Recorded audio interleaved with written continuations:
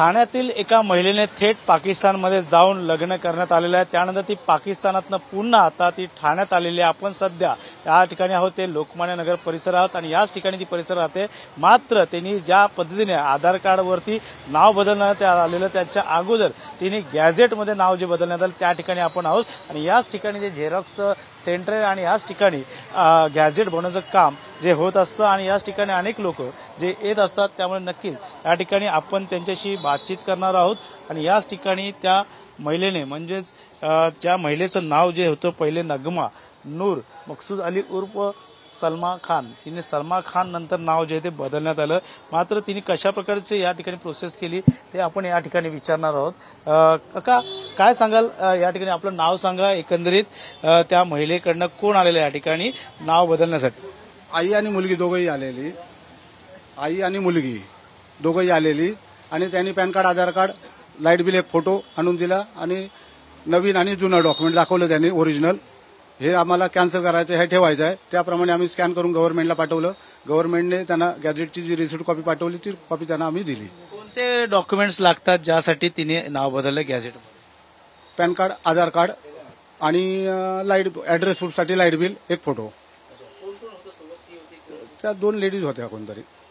होय होय, म्हणजे त्याची आई आणि ती मुलगी असं, म्हणजे जे नाव चेंज केलं ती मुलगी आणि तिची आई दोघं जण होते। नक्कीच गॅझेट किती दिवसात मिळतं आणि तिचं नाव जे पहिलं काय होतं नंतर काय बदललं ते आता आठवत नाही, तरी पण मला वाटतं पॅन कार्डवरती नगमा नूर जुनं नाव होतं आणि सनम खान असं काहीतरी नवीन नाव होतं। ते गॅझेट मध्येच आलं? हो, गॅझेटमध्ये आलं। गॅझेटचं नाव बदलल्यानंतर दुसरं आधार कार्डवरती नाव बदलता येतं?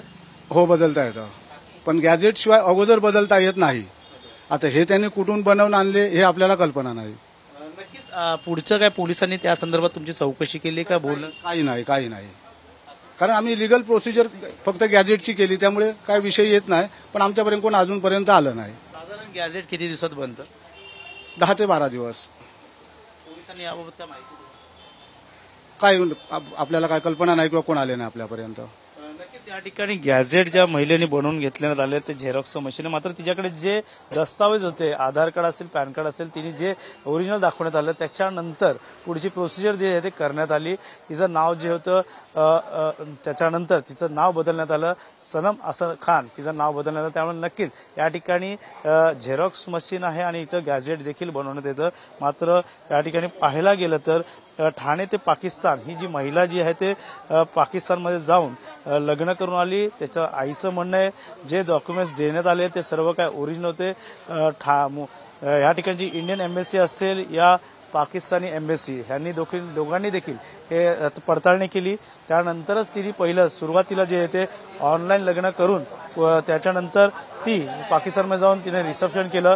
त्याच्यानंतर या ठिकाणी ती पुन्हा ठाण्यात आलेली आहे।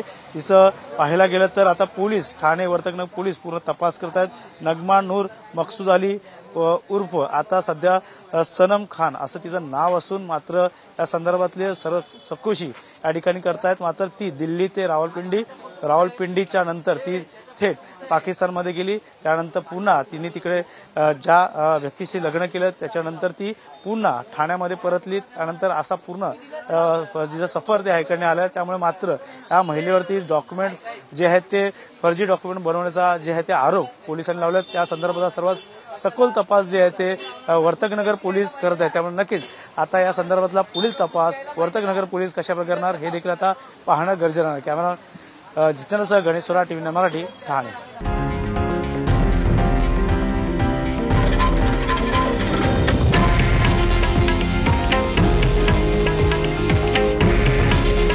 हे आहे देशातील नंबर 1 न्यूज नेटवर्क आणि आपण पाहत आहात TV9 मराठी।